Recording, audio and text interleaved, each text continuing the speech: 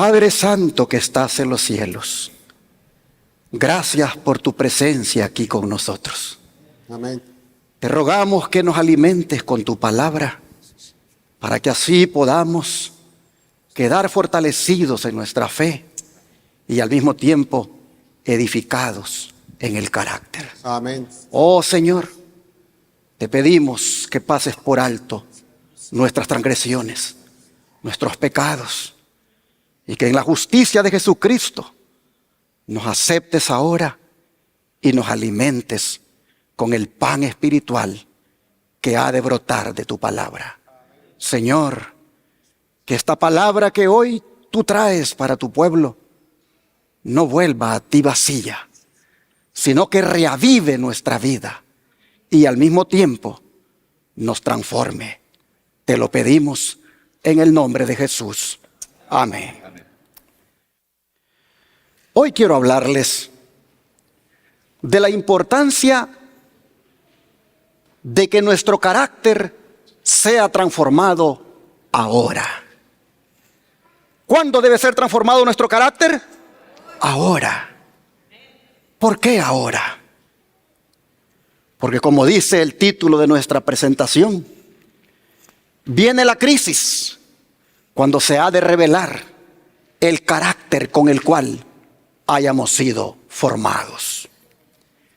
En los últimos días, nosotros hemos visto cómo la crisis se ha ido agudizando cada vez más por medio de esos desastres que ocurren en el mundo, provocados por tormentas, inundaciones y pandemias, como también guerras y terremotos, dando como resultado que personas se queden sin hogar, como ha ocurrido en los pueblos aledaños de Sheper en estos días, con unas tremendas inundaciones que han habido y casas que han quedado de esa manera.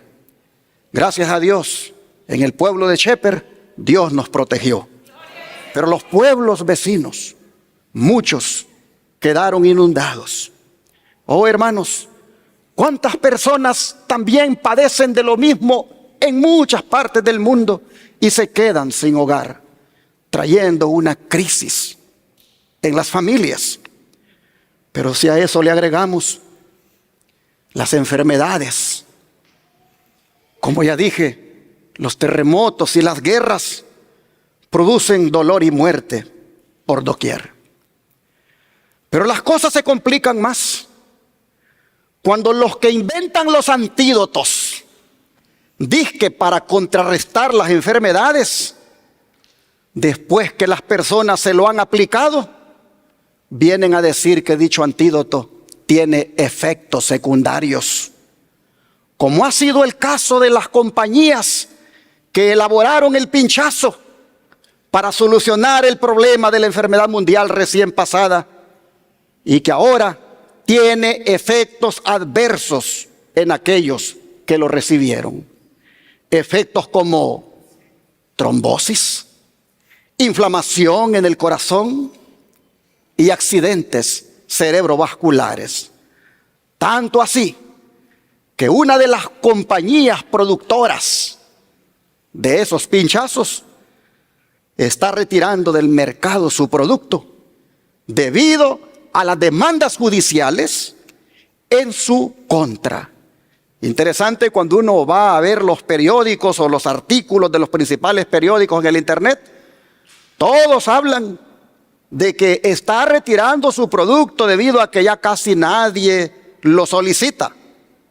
Pero no dicen por qué razón es que nadie lo solicita y qué hay detrás de aquello que provocó ese producto. Mis hermanos, ¿cómo es necesario que nosotros colaboremos con Dios para tener una mejor salud? ¿Cómo es necesario, hermanos, que dispongamos de todo corazón que nuestro cuerpo esté en una condición óptima para no ser víctima de enfermedades ni de medicamentos que fallan? Y cuando hablo de colaborar con Dios, estoy hablando de hacer cambios en nuestro estilo de vida. Por ejemplo, cambiando nuestros hábitos de alimentación, haciendo ejercicio y practicando la temperancia. ¿Cómo pudieran estas cosas producir en nosotros una mejor salud y así poder evitar, como dije, las enfermedades y las soluciones fallidas que algunas veces se implementan? Pero mientras estas crisis nos amenazan en el campo político de esta nación, los Estados Unidos, se está formando otra que podría alentar contra la libertad de expresión y censurar parte de las Escrituras, especialmente aquellas que dicen que los judíos estuvieron involucrados en la muerte de Cristo. El Congreso de los Estados Unidos acaba de aprobar una propuesta de ley donde, entre otras cosas, esas escrituras podrían ser consideradas como lenguaje de odio en contra de los judíos y por lo tanto caer en la categoría de antisemita, es decir, anti-israelita. ¿Se imaginan ustedes si el Senado, que es la otra cámara en este país que ratifica o desaprueba lo que el Congreso decide, está de acuerdo con esta propuesta? Imagínense lo que podría pasar. Se convertiría en una ley contraria a la libertad de expresión y religiosa, y predicaciones basadas en Hechos 2, Hechos 3, Hechos 4, donde Pedro claramente dice: y ustedes lo mataron, ustedes le dieron muerte al dador de la vida. Oh, hermanos, predicaciones como esa podrían ser sujeto de penalidades y cárceles. Pero lo que es de admirar es cómo la política de los Estados Unidos respalda al papado, quien hace unos años atrás dijo lo mismo, que los judíos no fueron los que le dieron muerte a Jesús, y que aseverar eso es antisemitismo.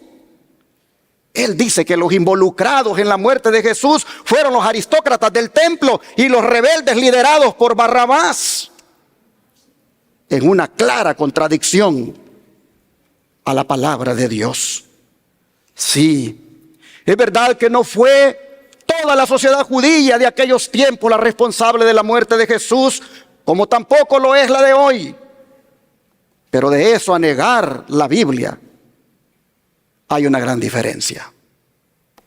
Y al mirar cómo los políticos del Congreso de los Estados Unidos se unen al papado en las leyes que aprueban, uno no puede sino ver el cumplimiento exacto del don de profecía cuando dice lo siguiente: el Estado pondrá bajo su cuidado y protección los principios católicos romanos.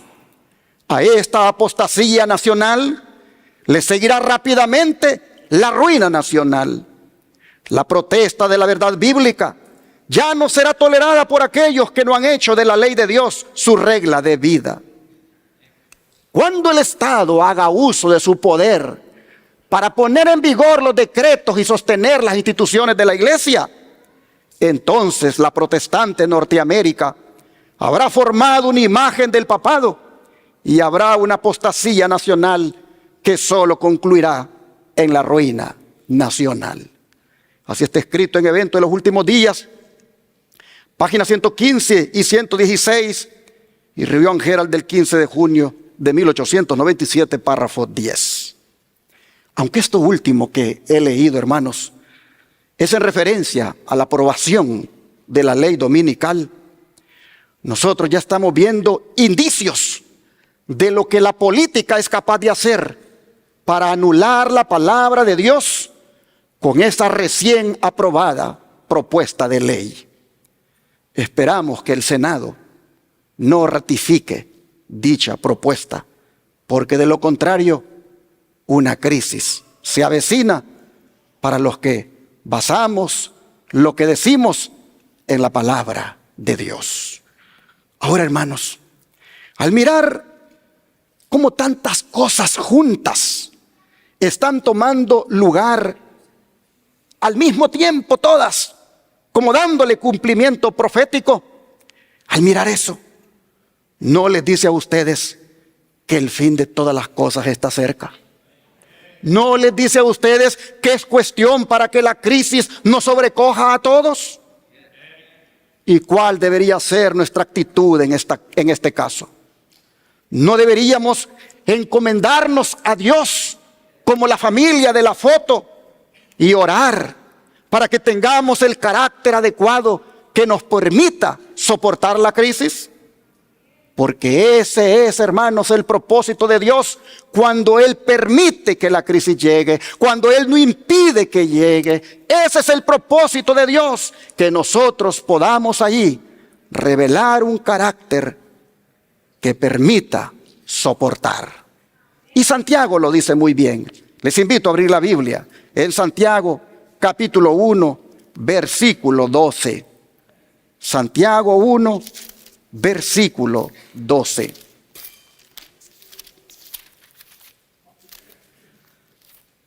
Aquí la Escritura nos dice: bienaventurado el varón que soporta la tentación, porque cuando haya resistido la prueba, recibirá, ¿qué cosa, hermanos? La corona de vida que Dios ha prometido a los que le aman. Bienaventurado, ¿quién, hermanos? El varón que soporta la tentación. La palabra tentación viene del griego pairasmás y significa prueba, lo que implica cualquier situación que ponga a prueba la fe o el carácter de un ser humano. Para allí más, implica aflicciones, incluye también enfermedades, pobreza o calamidades, pero también la insinuación directa a pecar.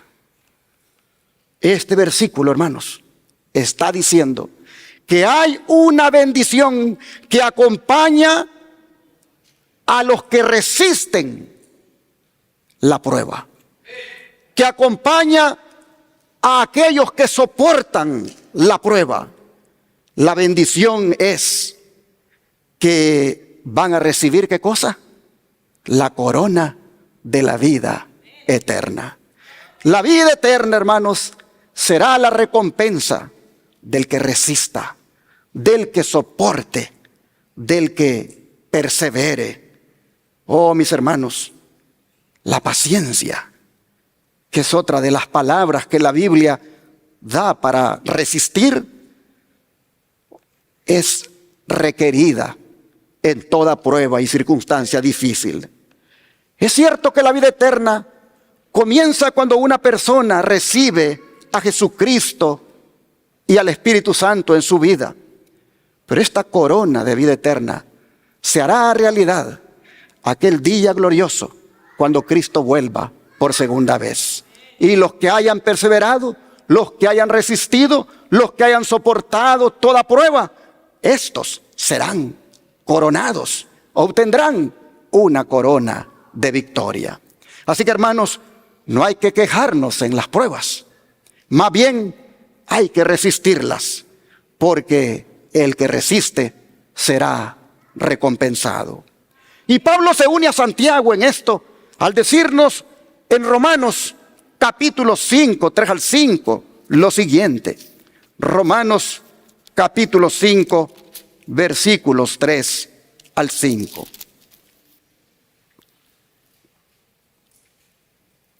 Dice la Escritura: y no solo esto, sino que también nos gloriamos en las tribulaciones, sabiendo que la tribulación produce ¿qué cosa, hermanos? Paciencia. ¿Y la paciencia qué produce? Prueba. ¿Y la prueba qué cosa produce? Esperanza. Y la esperanza no avergüenza, porque el amor de Dios ha sido derramado en nuestros corazones por el Espíritu Santo que nos fue dado. Así que, hermanos y hermanas, nosotros vemos aquí que la esperanza de la gloria futura está supeditada a esa paciencia que debemos manifestar en el sufrimiento, a esa resistencia o perseverancia que debemos manifestar en las dificultades. Debemos tener claros como cristianos que la esperanza de la gloria futura y los sufrimientos van juntos. Oh, hermanos y hermanas, Jesús lo destacó cuando dijo: estas cosas os he hablado para que en mí tengáis paz. En el mundo tendréis aflicción, pero confiad, yo he vencido al mundo. Nosotros miramos aquí como Santiago y Pablo instan a los cristianos a soportar, por lo tanto, diferentes formas de persecución y sufrimiento. El apóstol Pablo y también Santiago no podían prometer a los creyentes que estarían exentos de sufrimiento, pero les explicó cómo la fe cristiana puede aprovechar las tribulaciones para perfeccionar el carácter. Pues esta dice que produce ¿qué cosa? Resistencia y perseverancia al que sufre. Eso es lo que significa la palabra paciencia en el original griego de donde ha sido traducida. Y esto tiene que ver, hermanos, con el carácter. Cuando las pruebas o la tribulación se soportan con paciencia, allí, como dice ese título, se revela el verdadero carácter del cristiano. Se revela la fe. Ahí se confirma el carácter y allí también se purifica. Y no solo eso, sino que, como dice Pablo, engendra una esperanza cada vez más confiada, que no avergüenza, dice, ni deshonra. Hablando del carácter y la crisis, el don de profecía dice: el hecho de que somos llamados a soportar pruebas demuestra que el Señor Jesús ve en nosotros algo precioso que quiere desarrollar. Si no viera en nosotros nada en que glorificar su nombre, no perdería tiempo en refinarnos. No echa piedras inútiles en su hornillo. Oh, hermanos y hermanas, qué hermosa esta declaración. Somos algo precioso para Jesús. Y Él quiere desarrollar en nosotros un carácter. Nosotros, mis hermanos, para el Señor, somos piedras útiles. Y por eso a veces nos mete en el hornillo, para que podamos ahí ser pulidos, preparados, y de esa manera reflejar su carácter. Sigue diciendo: lo que Él refina es mineral precioso. El herrero coloca el hierro y el acero en el fuego para saber de qué clase son. El Señor permite que sus escogidos pasen por el horno de la aflicción. ¿Para qué cosa? Para probar su carácter y saber si pueden ser amoldados para su obra. Colportor Evangélico, página 188. Allí, hermanos y hermanas, está el propósito de la crisis: probar nuestro carácter. La siguiente cita que les voy a compartir lo recalca. Es en la crisis cuando ¿qué cosa? Se revela el carácter. Cuando la voz fervorosa proclamó a medianoche: he aquí el esposo viene, salid a recibirle. Y las vírgenes que dormían fueron despertadas de su sueño. Se vio quién había hecho la preparación para el acontecimiento. Ambas clases fueron tomadas desprevenidas, pero una estaba preparada para la emergencia y la otra fue hallada sin preparación. Así también hoy en día, una calamidad repentina e inesperada, algo que pone al alma cara a cara con la muerte, demostrará si uno tiene verdadera fe en las promesas de Dios. Palabra de vida, gran maestro, página 339. Pero miren ustedes la comparación que hace el don profético de la experiencia de las vírgenes que se quedaron fuera cuando el esposo llegó. Ellas se quedaron fuera. Es decir, no pudieron entrar a la fiesta de bodas. ¿Por qué razón no pudieron entrar a la fiesta de bodas? Por el tipo de carácter que desarrollaron. Un carácter negligente, desinteresado y sin ninguna amistad con Cristo. Pues cuando ellas tocaron la puerta, ¿qué les dijo Cristo? No os conozco. Claramente les dijo con eso. No hemos tenido compañerismo. Estas vírgenes son aquellas que cuando deberían de haber estudiado la Biblia para oír a Jesús hablarles, nunca tuvieron tiempo para eso.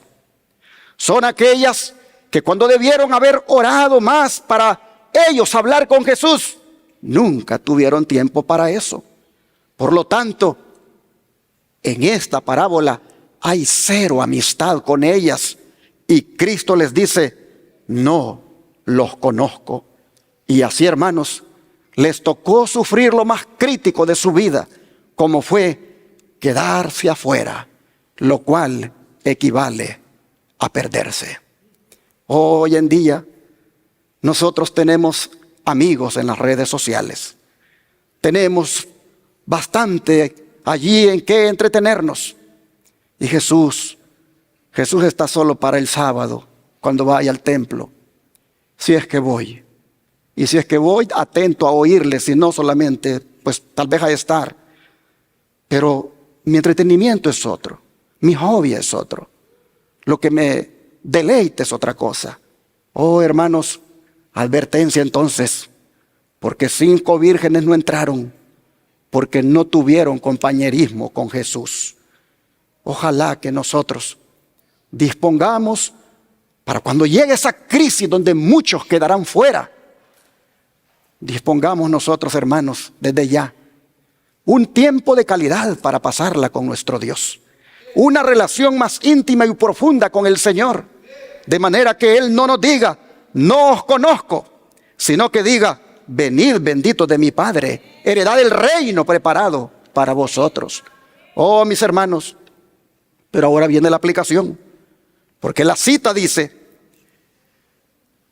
que así también hoy en día, una calamidad repentina e inesperada, algo que pone al alma cara a cara con la muerte, demostrará si uno tiene verdadera fe en las promesas de Dios.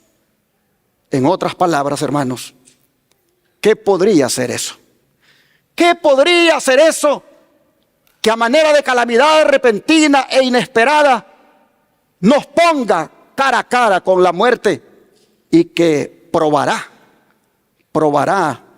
si nuestra fe estará verdaderamente en las promesas de Dios? ¿Qué cosa podría ser? ¿No será el decreto de muerte que hemos de enfrentar cuando se imponga la marca de la bestia o ley dominical y no podamos comprar ni vender? ¿No será eso estar allí cara a cara con la muerte? Ah, mis hermanos, allí demostraremos en quién hemos depositado nuestra fe o confianza. Esa será la crisis, hermanos, que revelará nuestro carácter. Ojalá que para entonces nuestro carácter ya haya sido transformado. No solo en lo espiritual, sino también en nuestra conducta. Es decir, todo lo que tiene que ver con nuestro yo y que se refleja en el orgullo, el egoísmo, la codicia, la envidia y otros defectos que tenemos. Ojalá, mis hermanos, que para cuando esa crisis terrible llegue de la ley dominical, de la imposición de la marca de la bestia, ojalá que para entonces todos esos defectos de carácter hayan sido ya transformados por el poder de Dios. Oh, pero es necesario para que eso ocurra venir cada día al taller de Dios. venir cada día al taller de Dios para que Él nos cincele, para que Él, hermanos, nos escuadre, nos talle de manera que seamos piedras vivas en su templo. Es necesario, hermanos, que vengamos a Cristo cada día para que Él quite nuestros defectos de carácter. No esperemos a que nuestra alma se vea cara a cara con la muerte para hacerlo. No, hermanos, no hagamos como lo hizo David, cuando él se vio cara a cara con la muerte y aquello reveló su carácter. La Biblia dice que este rey un día le falló su corazón y puso la confianza en sí mismo y no se dio cuenta hasta que estuvo cara a cara con la muerte. ¿Qué fue lo que él hizo? Vamos a Primera de Crónicas, capítulo 21, versículos 1 al 6. Primera de Crónicas, capítulo 21, versículos 1 al 6. Pero Satanás se levantó contra Israel e incitó a David a que hiciese censo de Israel. Y dijo David a Joab y a los príncipes del pueblo: id, haced censo de Israel desde Beerseba hasta Dan, e informadme sobre el número de ellos, para que yo lo sepa. Y dijo Joab: añada Jehová a su pueblo 100 veces más, rey, señor mío. ¿No son todos estos siervos de mi señor? ¿Para qué procura mi señor esto, que será para pecado a Israel? Mas la orden del rey pudo más que Joab. Salió por tanto Joab y recorrió todo Israel y volvió a Jerusalén y dio la cuenta del número del pueblo a David.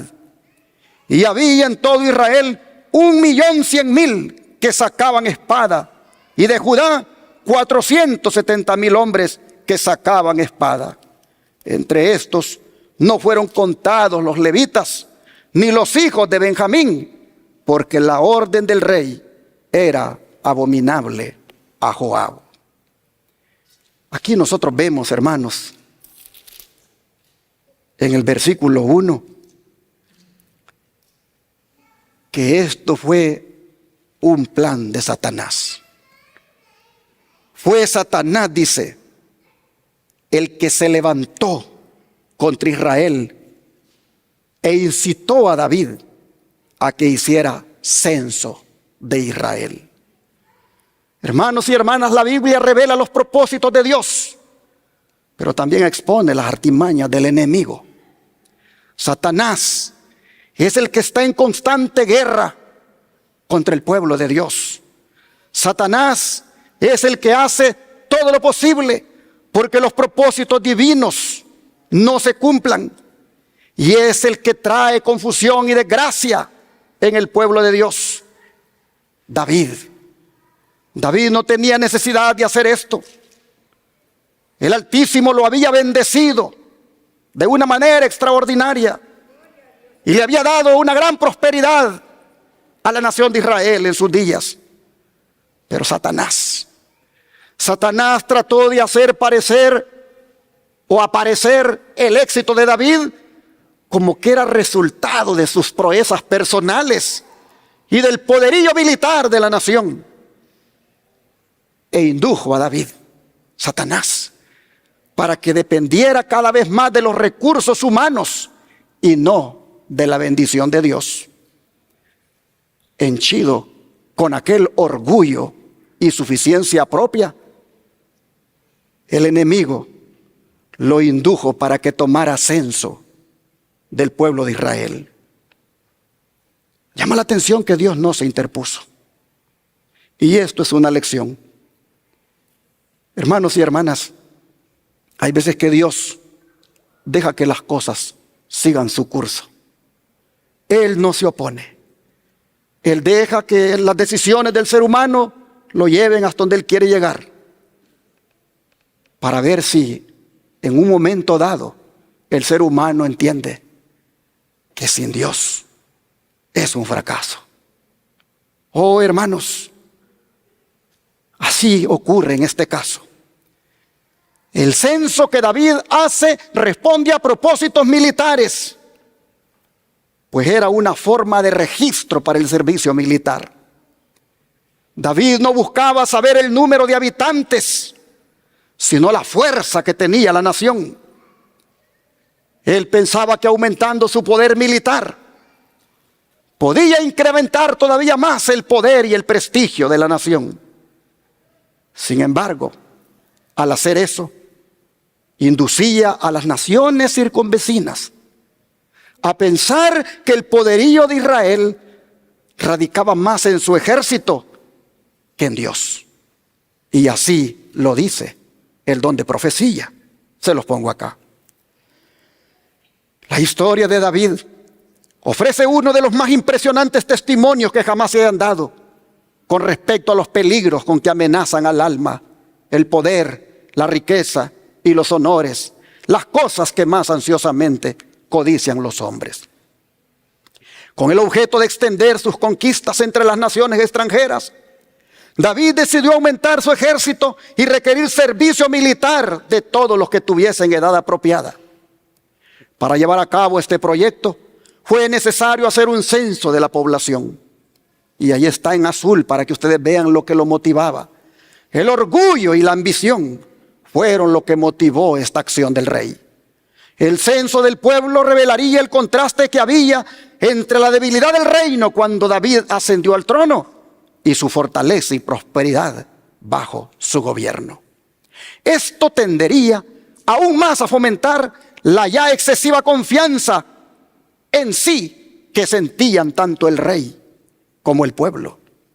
Las escrituras dicen: Satanás se levantó contra Israel e incitó a David a que contase a Israel. La prosperidad de Israel bajo el gobierno de David se debía más a la bendición de Dios que a la habilidad de su rey o a la fortaleza de su ejército. Pero el aumento de las fuerzas militares del reino daría a las naciones vecinas la impresión de que Israel confiaba en sus ejércitos y no en el poder de Jehová. Así que, hermanos y hermanas, hay un defecto de carácter aquí que se llama ¿cómo? ¿Cómo? Orgullo, autosuficiencia. Pretender que lo que hemos logrado, lo hemos logrado nosotros y que podemos todavía lograr más. Y para eso necesitamos de ciertas medidas, de ciertas estrategias, olvidándonos de que quien nos dirige es el Señor. Oh, hermanos, el proyecto del censo de David provocó una gran inquietud en el país. El pueblo no estaba de acuerdo con el plan de extender el servicio militar. A fin de poder manejar la situación, David ordenó que el ejército se hiciera cargo del censo y no los sacerdotes, como ocurrió en un censo que Dios ordenó en los días de Moisés. Joab, el general de los ejércitos de David, aunque era un guerrero endurecido, no consideró prudente el intento de David de contar a Israel y manifestó su desaprobación del plan, diciendo que eso sería, le dijo, ¿para qué? Para pecado. En el relato paralelo de Samuel sobre este caso, la desaprobación de Joab se presenta así: ¿por qué se complace en esto mi señor el rey? Y así, mediante diversas preguntas, Joab procuró mostrar a David la necedad de su proceder y todo el mal que acarrearía. Pero la orden del rey pudo más. Por desgracia, hermanos, no siempre los que tienen el poder tienen la razón, pero prevalece su palabra. Y Joab tenía la razón, y el que tenía el poder estaba equivocado.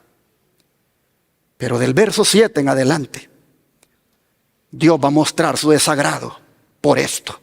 Pues vean lo que dice los versículos 7 al 13.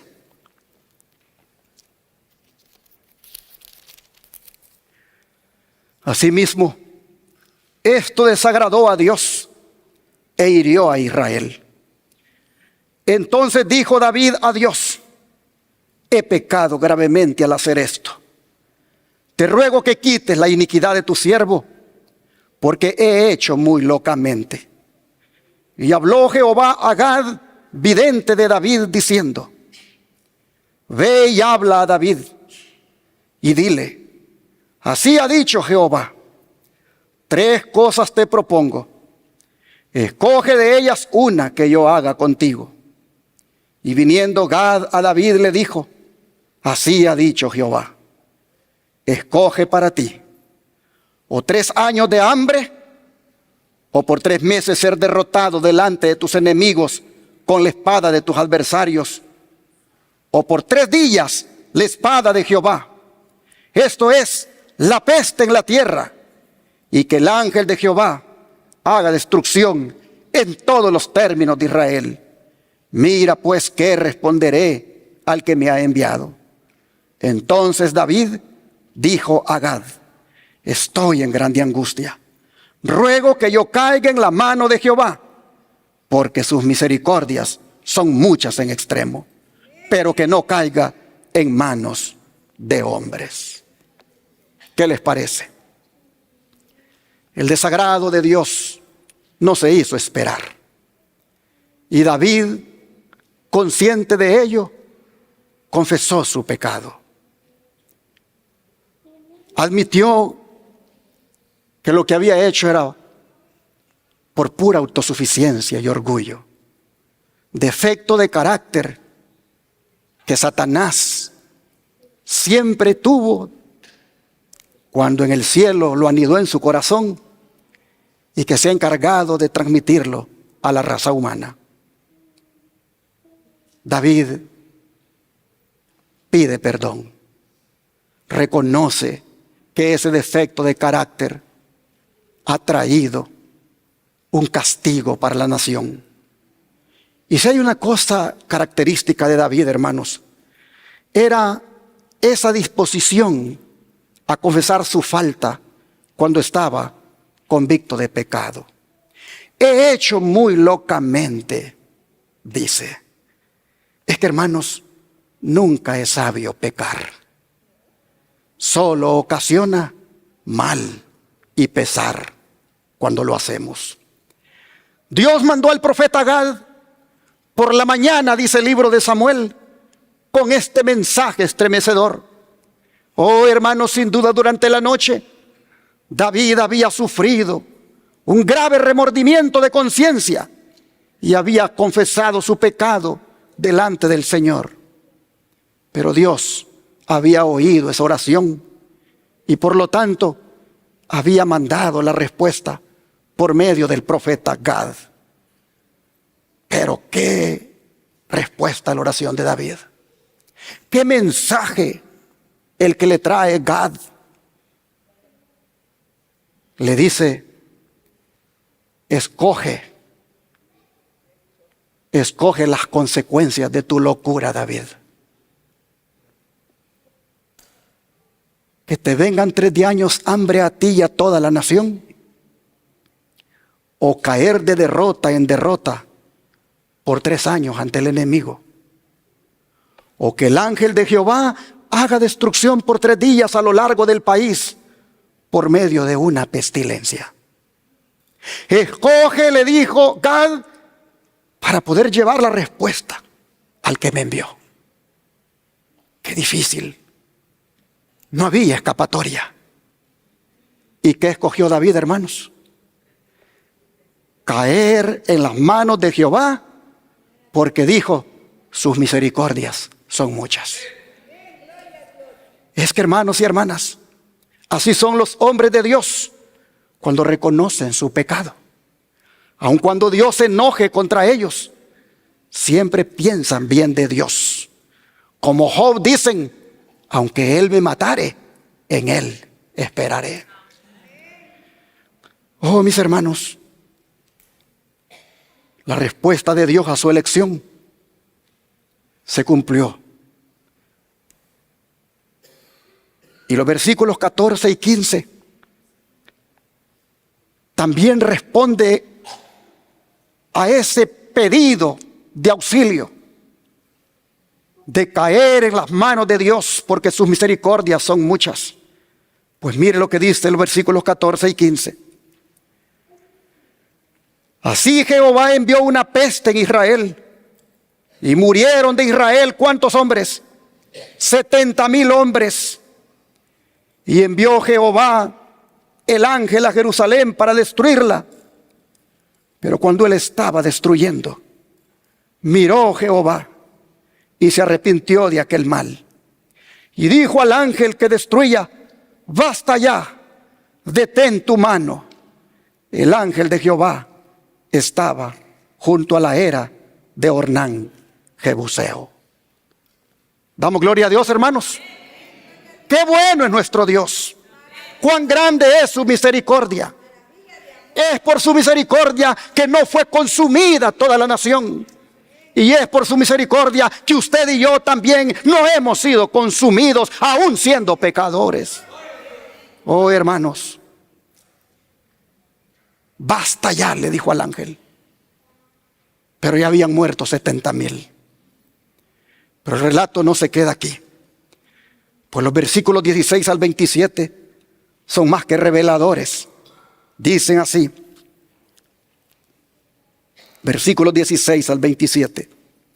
Y alzando David sus ojos, vio al ángel de Jehová que estaba entre el cielo y la tierra, con una espada desnuda en su mano, extendida contra Jerusalén.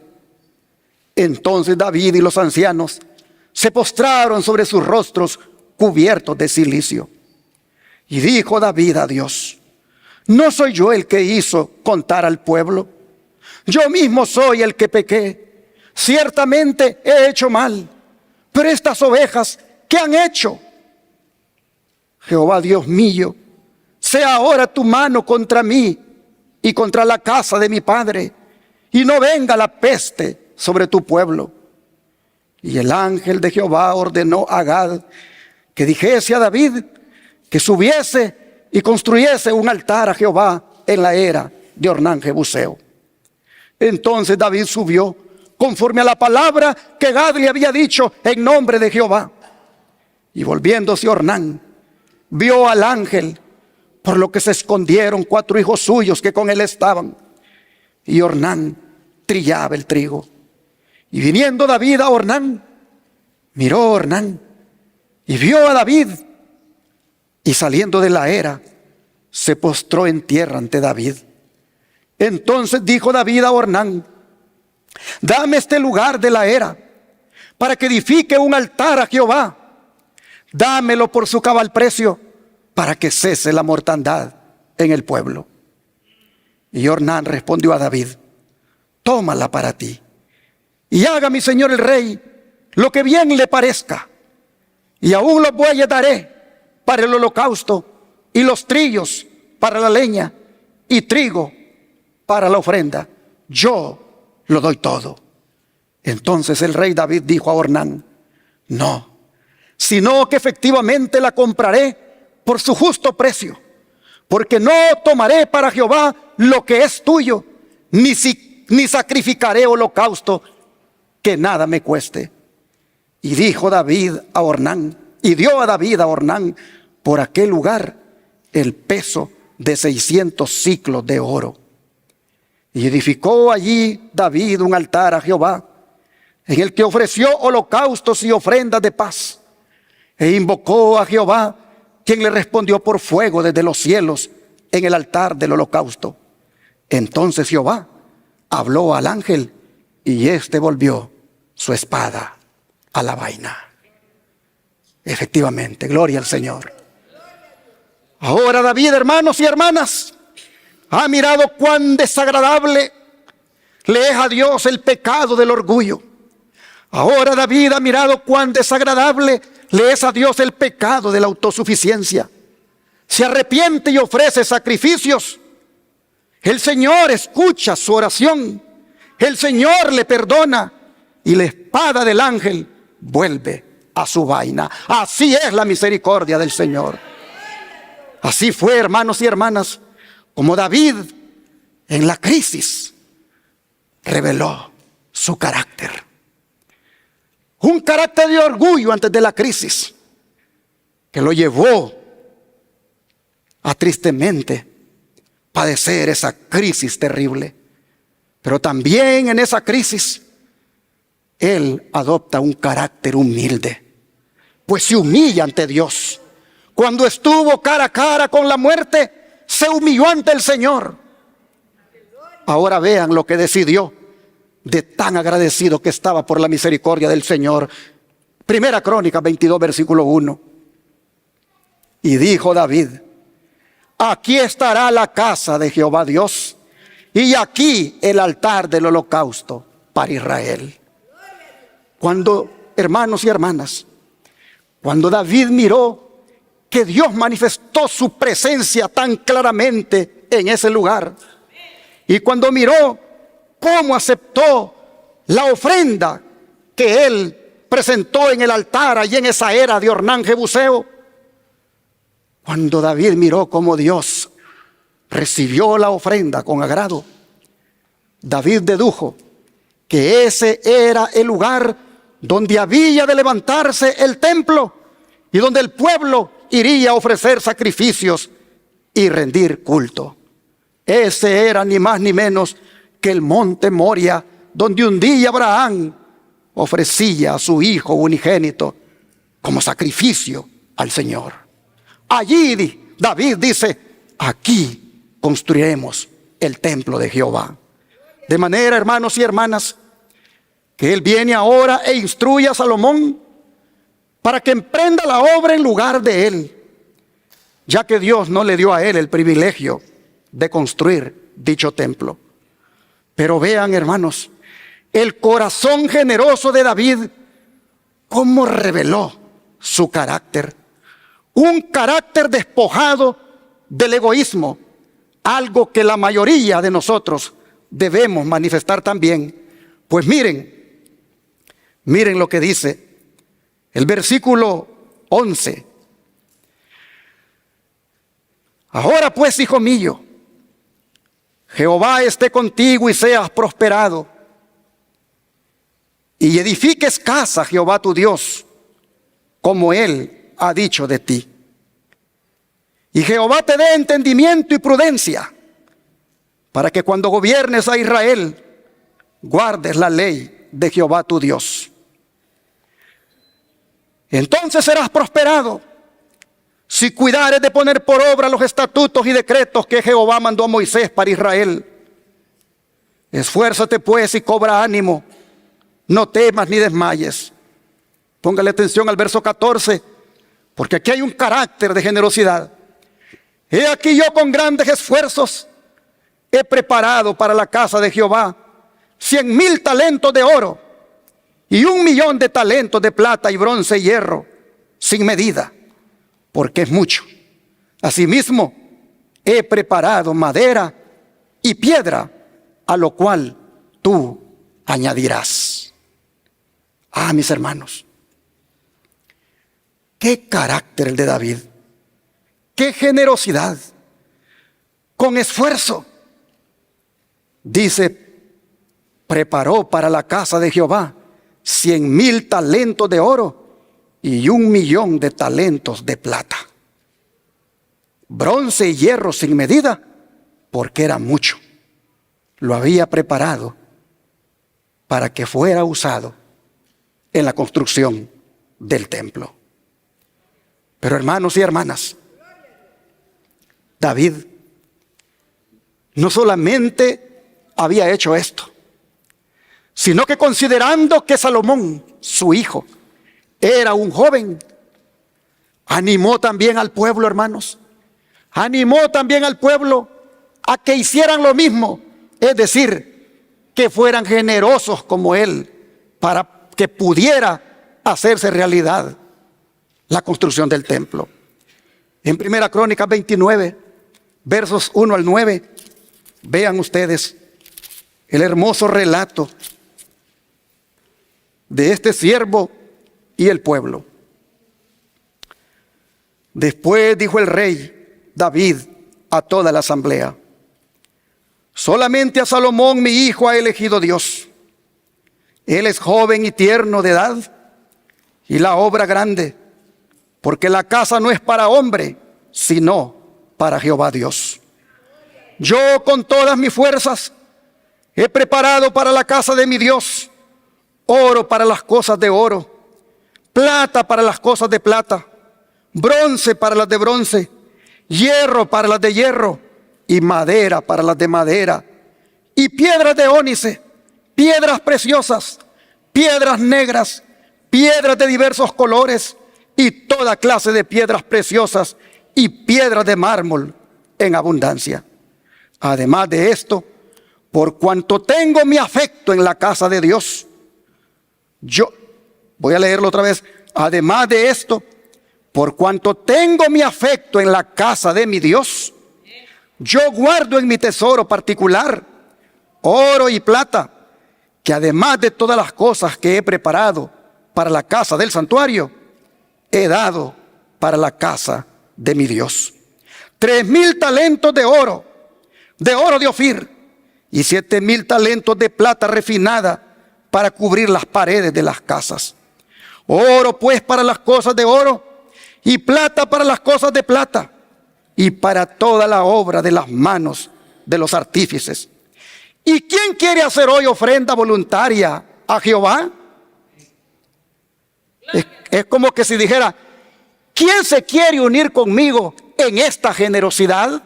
¿Quién se quiere unir conmigo en esta muestra de un carácter generoso para mi Dios?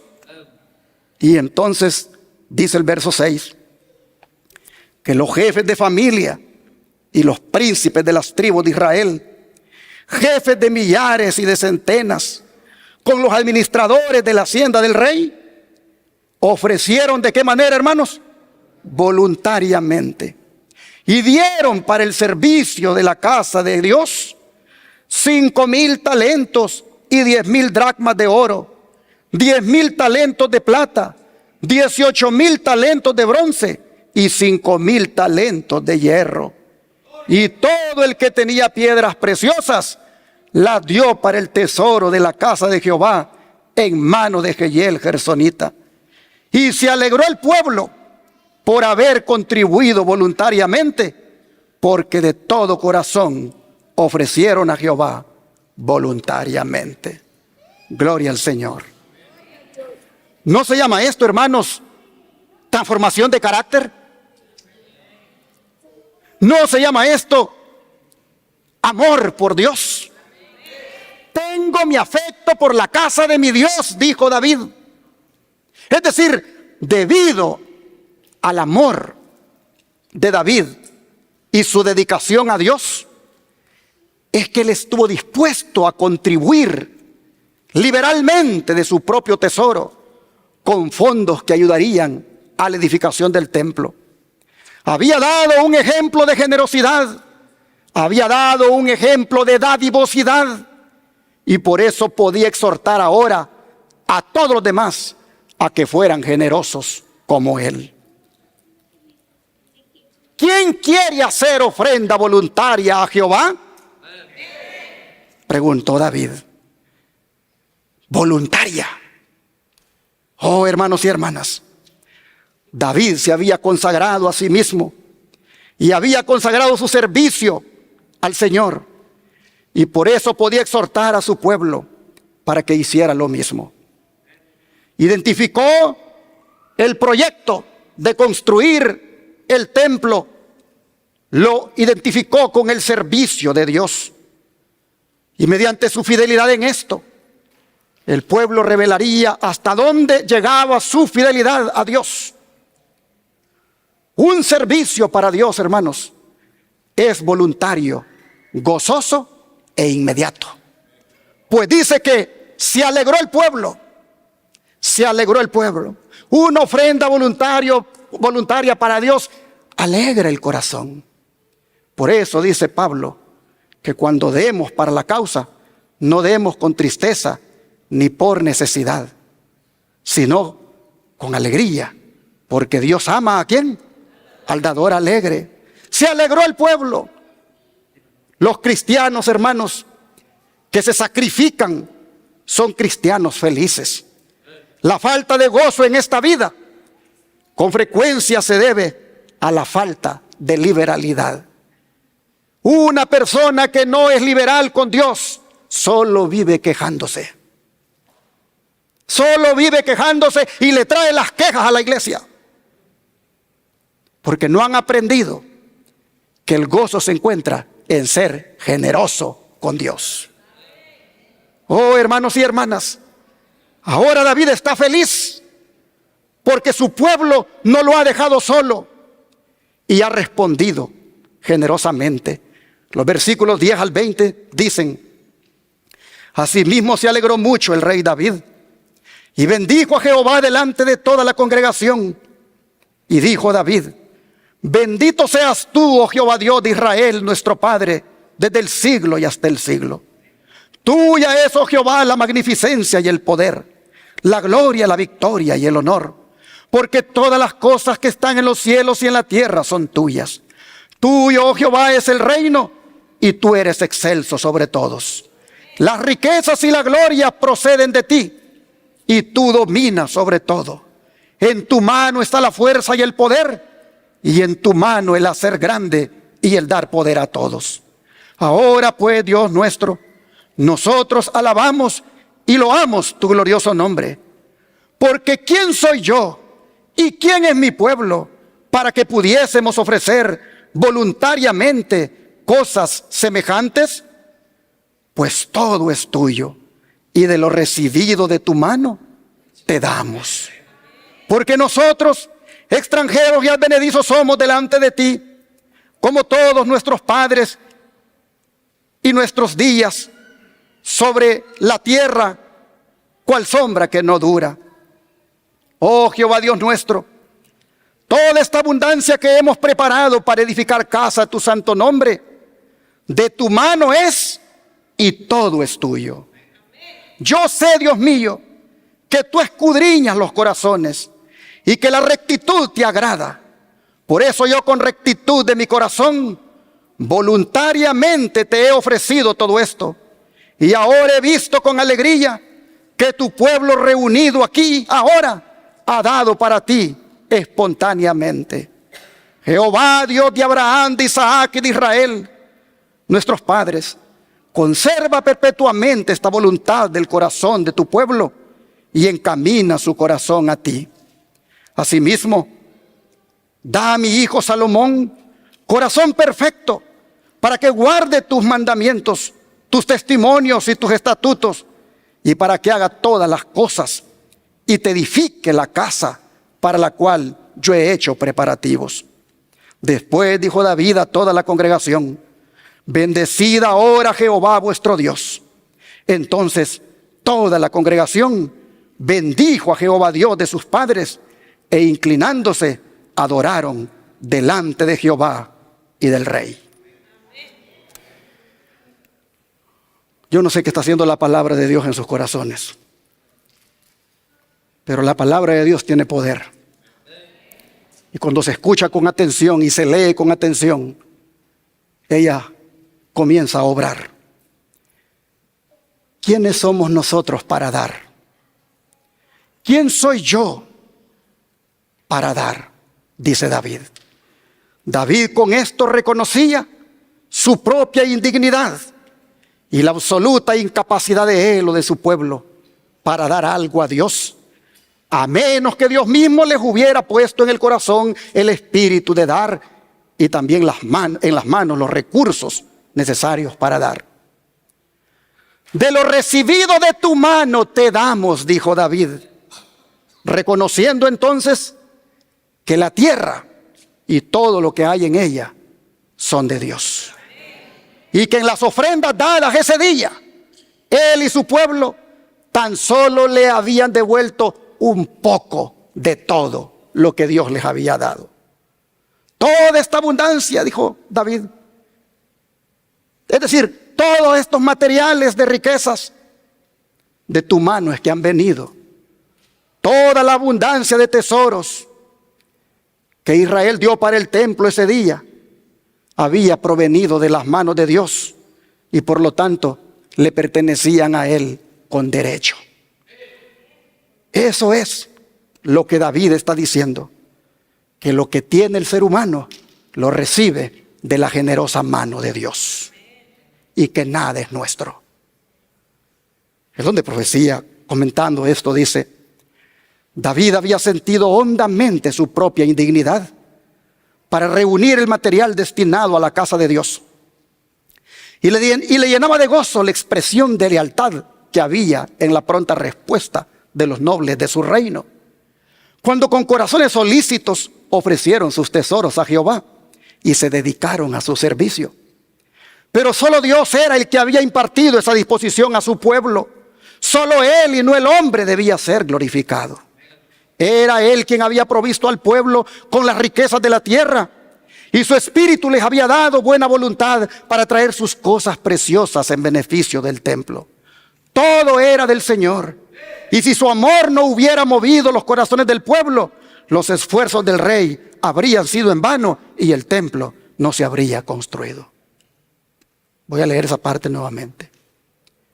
Todo era del Señor, y si su amor no hubiera movido los corazones del pueblo, los esfuerzos del rey habrían sido en vano y el templo no se habría construido.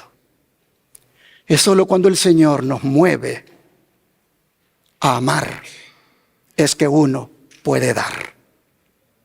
El amor da. De tal manera amó Dios al mundo que ¿qué cosa? Dio. Si no hay amor, no se puede dar. Dice, todo lo que el hombre recibe de la bondad de Dios sigue perteneciendo al Señor. Todo lo que Dios ha otorgado en las cosas valiosas y bellas de la tierra ha sido puesto en las manos de los hombres para probarlos, para sondear la profundidad de su amor hacia Él y del aprecio en que tienen sus favores. Así que los pocos pesos o los muchos que pasan por nuestra mano, pasan por ahí para sondear, hermanos, cómo está nuestro amor hacia Dios y ver si podemos nosotros devolvérselo, pues de Él es todo.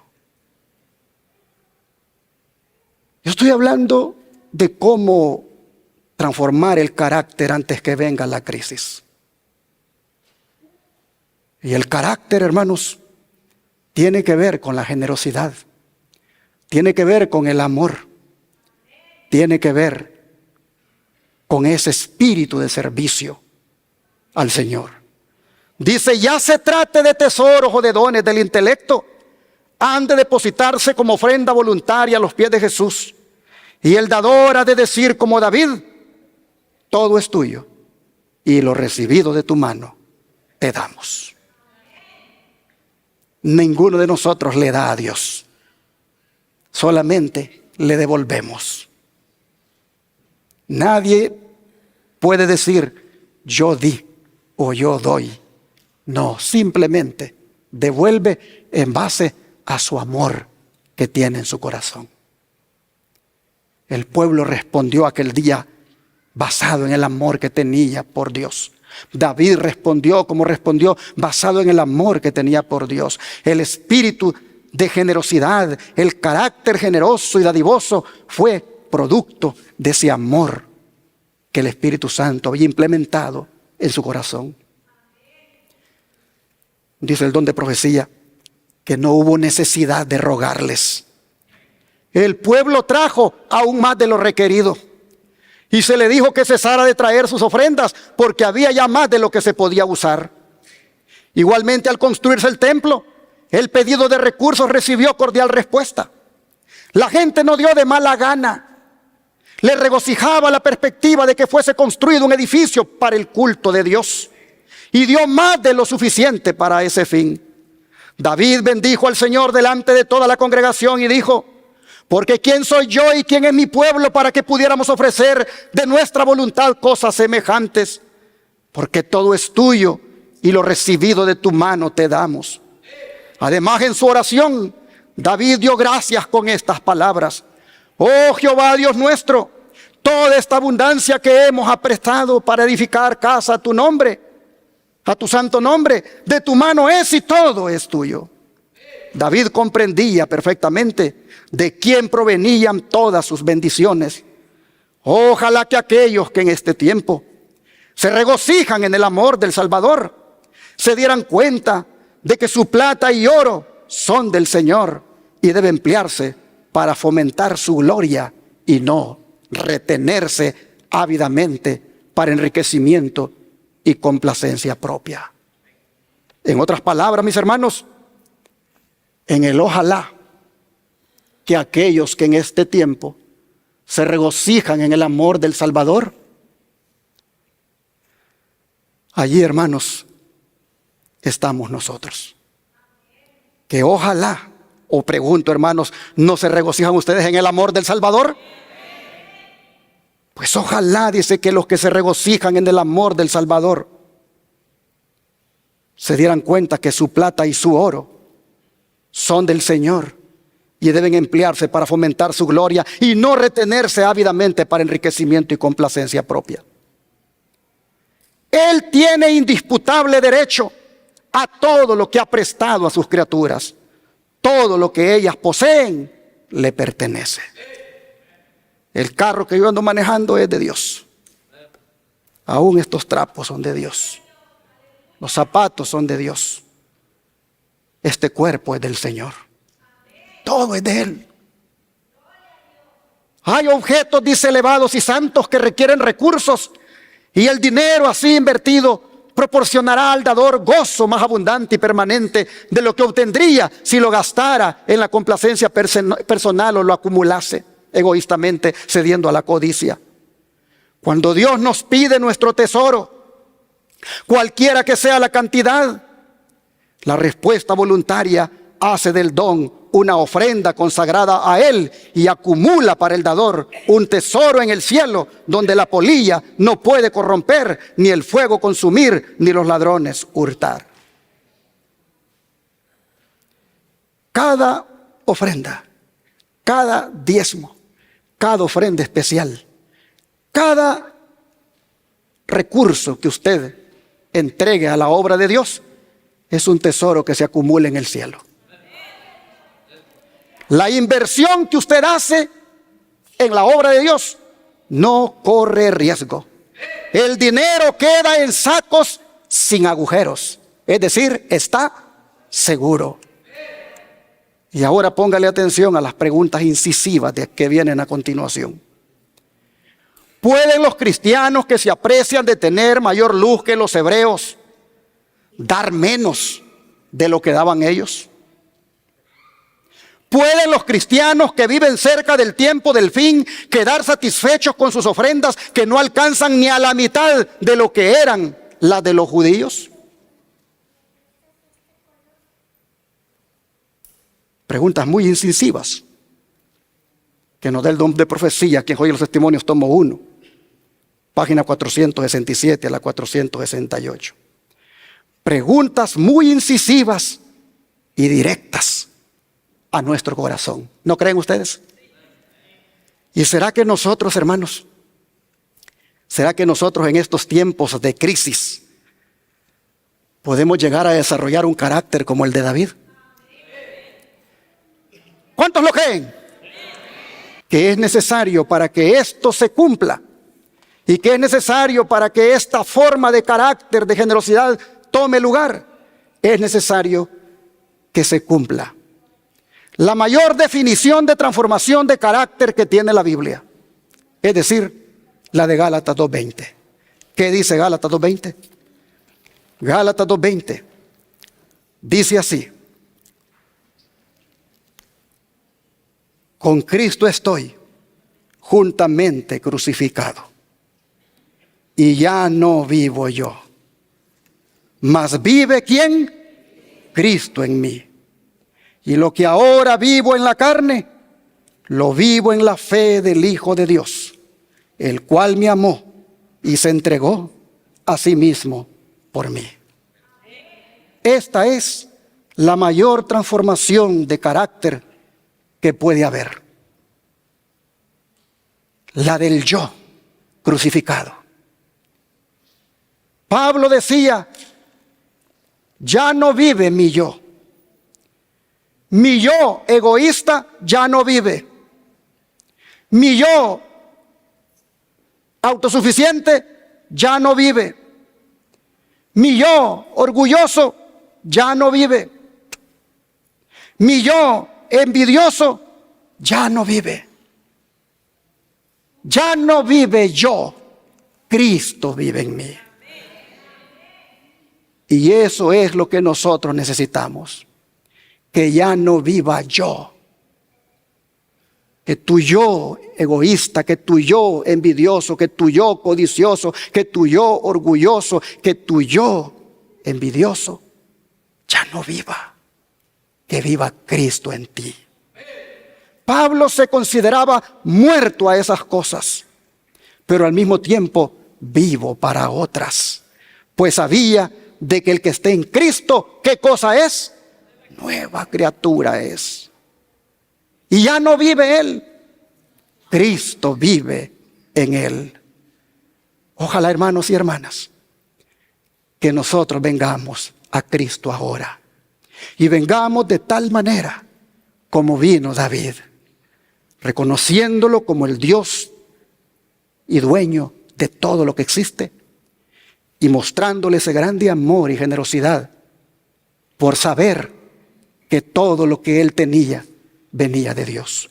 Ojalá, hermanos y hermanas, que haya una transformación de nuestro carácter obrada por Cristo en nuestro corazón, y que ya no vivamos más nosotros, que viva el Señor. Y cuando el Señor viva en nosotros, entonces miraremos una transformación en todas las áreas de nuestra vida. Que Dios bendiga su palabra y que haga la obra en los corazones de todos ustedes. Hermanos, quiero preguntarles, ¿damos gloria a Dios por su palabra? ¿Ha tenido el propósito de la palabra de Dios? ¿Ha tenido el propósito, mejor dicho, la palabra de Dios de transformar nuestro carácter? Yo creo, hermanos, que necesitamos entender bien de qué se trata. Y para eso necesitamos agarrarnos de Jesús y pedirle a Él que nos transforme de tal manera que nuestro carácter sea como el de Él. Pues Él ha dicho a través del don de profecía que cuando el carácter de Él sea reproducido en su pueblo, entonces vendrá Él a reclamarlos como suyos. Vamos a orar y a pedirle a Dios que nos ayude.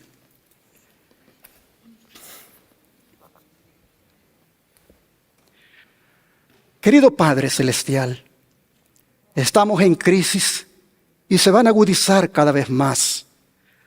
Y ahora nosotros vemos que es en la crisis cuando se revela el carácter.